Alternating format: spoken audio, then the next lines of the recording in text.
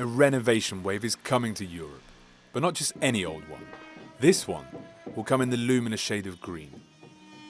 At least this is what the European Commission says, as it aims to achieve its ambitious climate target of carbon neutrality by 2050.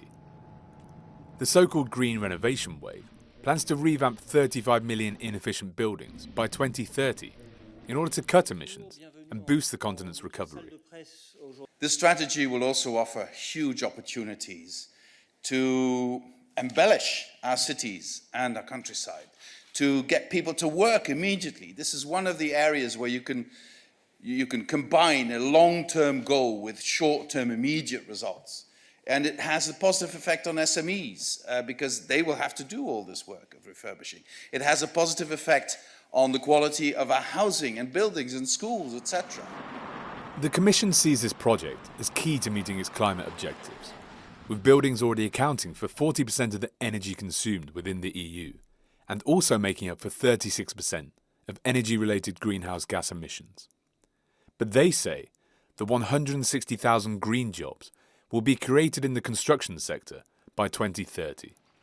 But how will the average energy consumer actually benefit from these changes?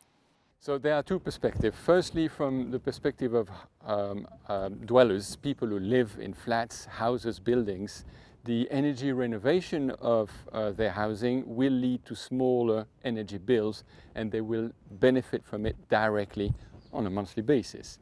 There's then the perspective of building owners who, through the implementation of the renovation wave across Europe, will be incentivized for green renovation through better finance, more advantageous finance, as well as direct subsidies that really incentivize the energy renovation of our buildings.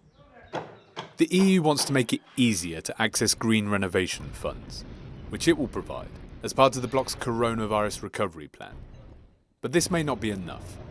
Others believe that the rate at which renovations happen needs to be increased beyond what the Commission proposes.